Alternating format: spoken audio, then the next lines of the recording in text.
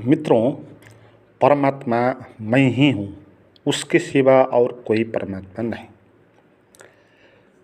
हम जो हैं वो परमात्मा ही है, उससे और कुछ हो नहीं सकता।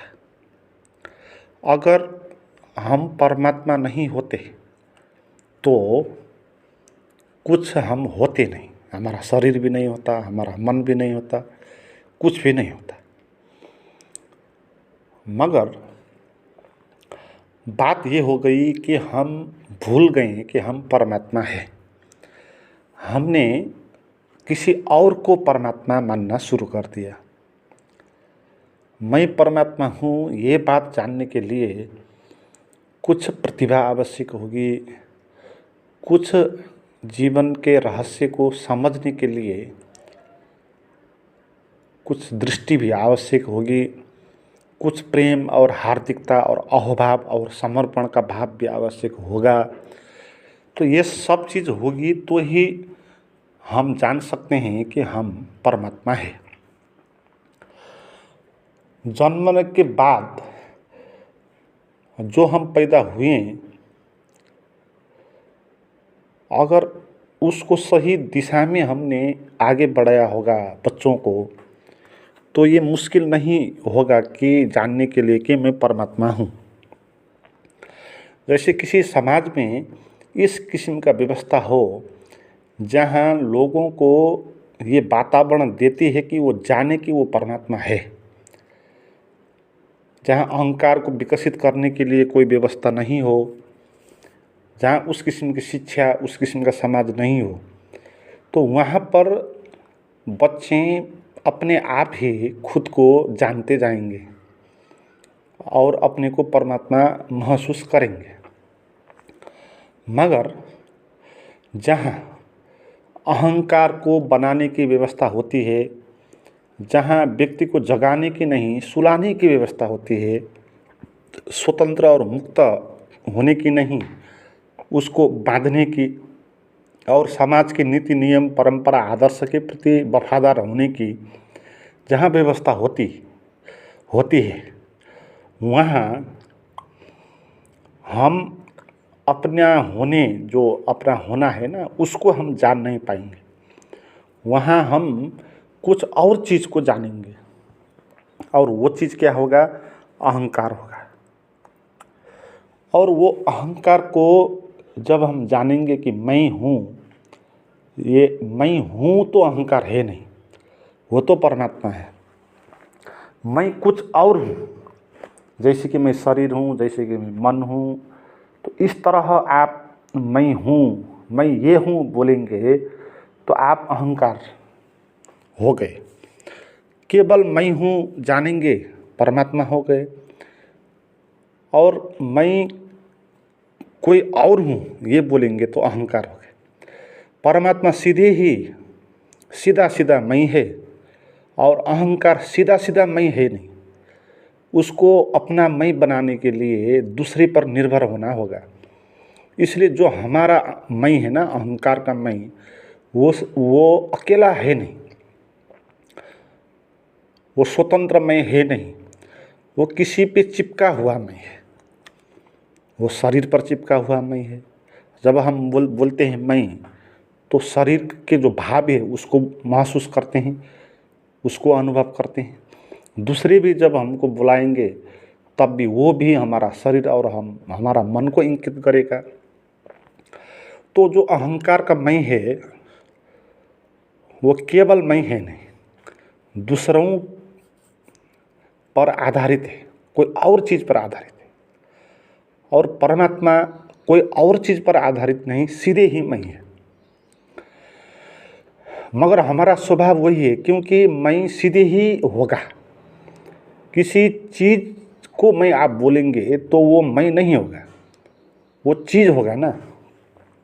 मगर हम सीधे ही मैं नहीं बोलते ना। हम मैं जब बोलते हैं तब हमारा संकेत क्या होता है? मैं यानी क्या, हम उसकी व्याख्या करते हैं। हम मैं यानी मैं, ये नाम का इस पद और इस पोजीशन का, यहाँ तक पढ़ा लिखा, ऐसा पेशा, नौकरी करने वाला, धनी या गरीब, या ये धर्म वाला व वो धर्म वाला।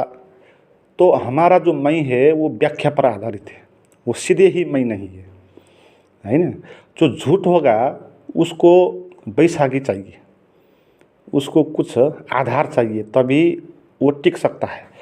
जो वास्तविक है, सच है, उसके लिए कोई बैसाखी आवश्यक नहीं है, सहारा आवश्यक है नहीं।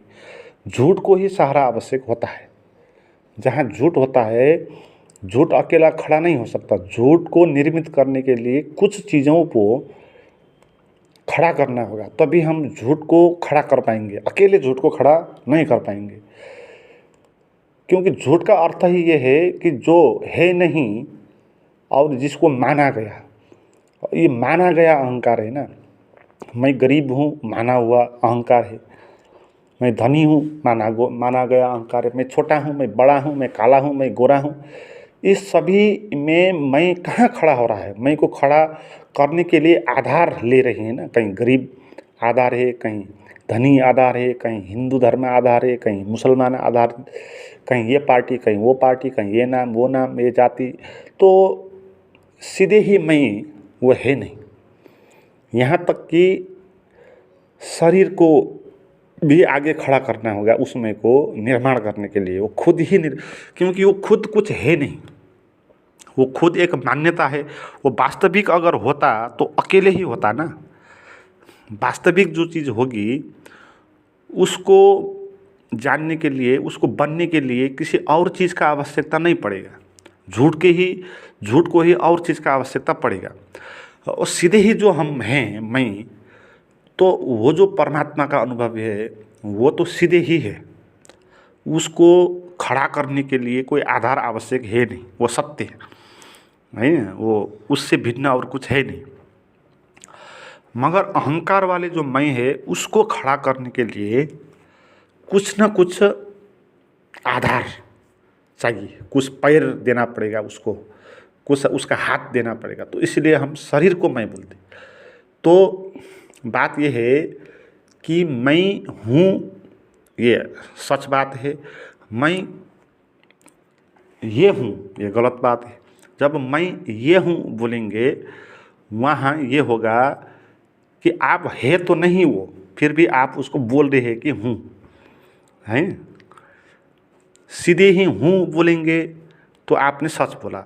ये हूँ बोला तो आपने ये कह दिया कि ये मैं ये हूँ में दो आ गए, एक मैं आ गया, एक ये आ गया। आप दोनों को एक करना चाह रहे हैं, मिलाना चाहते हैं।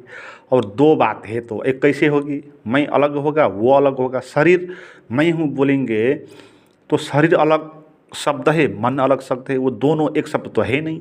मगर आप दोनों को एक शब्द बनाने की कोशिश कर रहे हैं और शरीर मैं हूँ बोल रहे हैं, तो वो मैं है नहीं, वो शरीर है। आप उसको मैं बोल रहे हैं मान्यता और धारणा के द्वारा, अनुमान के कारण। तो काल्पनिक जो मैं है वो अनुमान के कारण होगा, और वास्तविक जो मैं है वो अनुमान के कारण नहीं होगा, वो खुद ही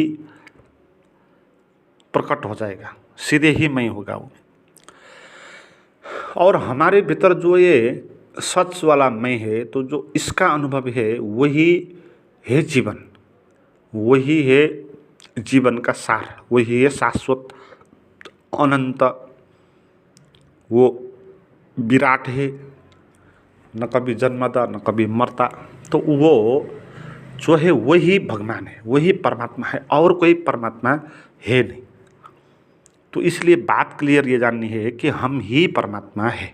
हमने जाना नहीं, हमने अपने को अलग कुछ मान लिया, हमने अपने को किसी आधार पर खड़े होने वाला मैं बना लिया, अहंकार। तो इसके कारण हम इसको जान नहीं पा रहे हैं। तो समस्या यहाँ पर है। समस्या यहाँ नहीं है कि भगवान कहीं आकाश पर बैठे हैं और वो आपको आशीर्वाद देंगे, आपको कल्याण करेंगे, आपको क्या बोलते हैं वो ब्लेस देंगे आपको, तो आपका कल्याण होगा। तो इस तरह आप सोचेंगे तो ये झूठ बात हो जाएगी। तो हमारे जो सोसाइटी है ना, परंपरा देखिए, आदिम आर्किटाइपल टेंडेंसी है ना, आदिम प्रवृत्ति। जब से हम इस पृथ्वी पर हैं, तो हम इस पृथ्वी पर जंगल से आए, जंगल से गांव आए, गांव से शहर आए, शहर से सिटी पे आ गए, बहुत बड़े बड़े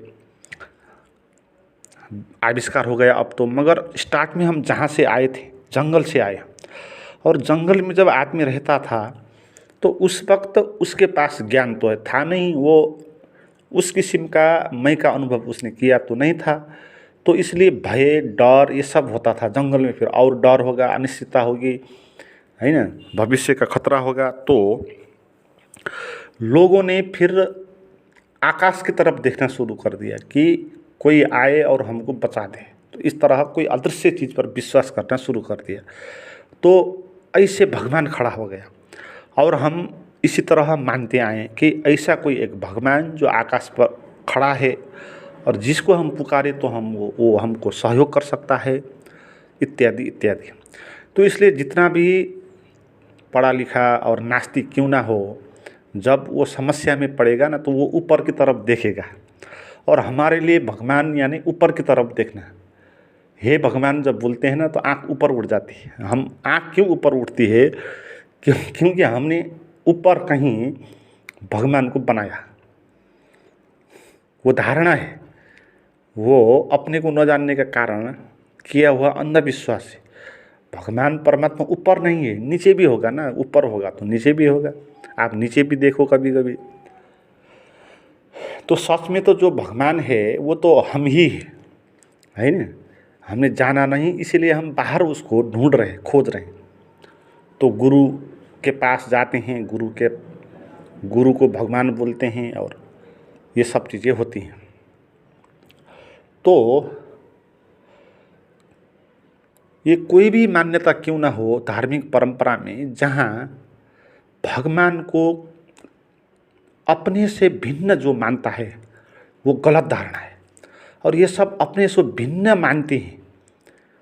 ये सब मान्यताएं क्या कहती हैं? भगवान को अपने से भिन्न मानती है, कहीं पर है। हे भगवान करके आप जो पूजा करते हो ना, उसका क्या अर्थ है? आप ये बात नहीं मान रहे हो कि आप भगवान हो, आप ये बात मान रहे हो कि भगवान कोई दूसरा है, मैं नहीं हूँ, तो इसलिए तो आप भगवान से मांग रहे हो। इसका अर्थ यही है ना।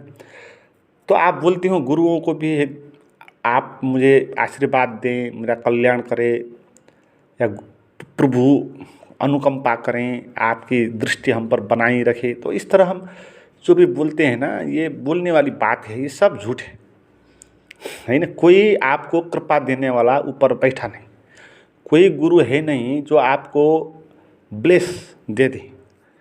बाहर कोई है ही नहीं, सब आपके अंदर है। खास पूछे तो जो आपने जिसको भगवान ऊपर बोला ना, वो भी आप ही है, उससे बड़े तो आप ही है, क्योंकि आपने ही तो उस भगवान को ऊपर खड़ा किया था ना। आपने किसी भगवान को ऊपर खड़ा कर दिया तो भगवान बड़ा हुआ कि आप बड़े हुए।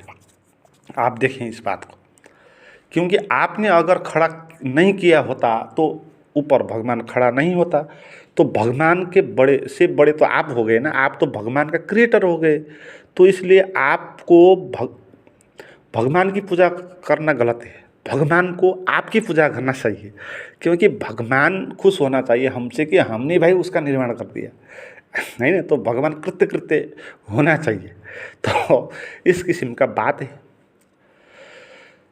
तो जहाँ हम बोलते हैं कि भगवान हमें कुछ कर दे, उसके विश्वास पर हम बैठते हैं, तो क्या पता कि कहते हैं ना, हम भगवान पर विश्वास करके बैठते हैं कुछ अच्छा हो जाए, और भगवान हम पर विश्वास करके बैठा है कि ये कुछ कर दे। हम भगवान से सहयोग मांगते हैं, विश्वास मानते हैं वो करेगा। भगवान हम पर विश्वास करते हैं कि ये कर सकता है। मगर इसमें ये बात ही तथ्यपूर्ण है कि अगर भगवान है, उस किस्म का भगवान तो है नहीं, जो परमात्मा है, तो वो हम पर विश्वास कर रहा है ना। वो हमारे भरोसे बैठा है। हम बोल रहे हैं कि हम उसके भरोसे बैठे, कुछ करते बोल के हम बैठे हैं, मगर भगवान हम पर भरोसा करके बैठ रहा है, ये कुछ कर दें, है। क्योंकि भगवान ने तो जो करना है कर दिया, परमात्मा ने आपको बना दिया, आपको बुद्धि दे दिया, विवेक दे दिया, हाथ पैर दे दिया। तो इस हाथ पैर, बुद्धि, मन, विवेक, इन सब को प्रयोग करके तो परमात्मा बन जा, ये भगवान ने चाहा है। और भगवान क्या सहयोग करेगा आपको, नहीं? आपको जो सहयोग करना था वो कर ही दिया ना, इसलिए कोई श्राप नहीं होता, क्योंकि भगवान ने सभी आपको जो जो आवश्यक हो दे दिया। आपको पैर दे दिया, हाथ दे दिया कि भाई इनको उपयोग करके तू खाना खा ले। तो भगवान इस चीज़ों में विश्वास तो नहीं करता ना, जैसे हम मानते हैं कि भगवान हमको छप्पर फोड़ के दे दे, है ना। ये बात तो फिर ऐसी होगी कि भगवान हमको खिला दे, हमको करना ना पड़े, क्योंकि भगवान आपको खाना लाकर आपके कमरे में तो ले देगा, तो फिर भी आपको खिला भी देगा, क्योंकि आपकी आवश्यकता पूर्ति अभी हुई नहीं, खाना भी है, उसको भूख नहीं है भीतर, तो भगवान आपको भूख भी लगा देगा, और आप पचा नहीं सकते तो पचा भी देगा। तो फिर आपका पैदा क्यों करना, फिर आपको पैदा ही नहीं करना फिर, है ना। तो तथ्यपूर्ण बात यह है कि हम पर ही भरोसा होगा, है ना, हम पर ही भरोसा है। हम दूसरे पर भरोसे में बैठे हैं, किसी भगवान की कल्पना कर ली है, उस पर भरोसा करके बैठे कि कुछ कर दे, भविष्य में कुछ अच्छा हो जाए, है ना। मगर ये तथ्यपूर्ण बात है कि भगवान बोल रहा होगा कि ये इसको मैं इतना सामान दे दिया करने के लिए, इतना स्वाद लेने के लिए, इतना आनंद लेने के लिए जीवन दे दिया, शरीर दे दिया, और इसको अच्छा उपयोग नहीं कर रहा है, तो वो निराश होगा। तो बात ये समझनी है कि और कहीं कोई भगवान नहीं होता, कहीं कोई गुरु नहीं होते। हम जिनको गुरु मानते हैं ना, उनसे भी बड़े हम हैं, क्योंकि हमने ही उन गुरुओं को माना है ना। जैसे आप बोलते हैं ना, बड़े गुरु है, आप किसी को, जिस गुरु को आप मानते हैं, तो उनको बोलेंगे आप बड़े हैं, मैं तो आपका पैर का धूल हूँ, इस तरह बोलेंगे। मगर उन गुरुओं को बड़ा किसने माना? आपने माना। उन गुरु को छनौट किसने किया? आपने किया। अगर आपने उन गुरुओं का छनौट नहीं किया होता तो आपके लिए वो बड़े भी नहीं होते। तो इसीलिए वो गुरु से बड़े तो आप हो गए ना, आपने ही उसका चॉइस किया, चाहती तो नहीं भी कर सकते। तो वो गुरु को बड़ा किसने बनाया? आपने बनाया। तो गुरु से बड़े आप हो गए ना। तो ये बात है। ये बात फिर अहंकारी हो सकती है, अहंकार को बढ़ाने की बात हो सकती है। इसलिए सचेत रहना आवश्यक है कि वो जो काल्पनिक मैं जो बताया मैंने, जो किसी और आधार पर खड़ा होगा, तो उस मैं को जब गिरा सकेंगे आप, तभी आप केवल बिना आधार के जो मैं है, जो हूँपन है, उसको आप जान पाएंगे। और वही सभी थोके, वही सभी थोके है, वो हमारे भीतर ही है, बाहर कहीं कोई और कुछ है नहीं।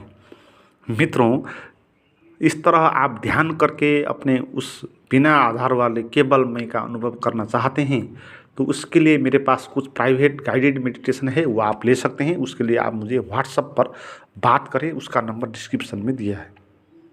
Thank you.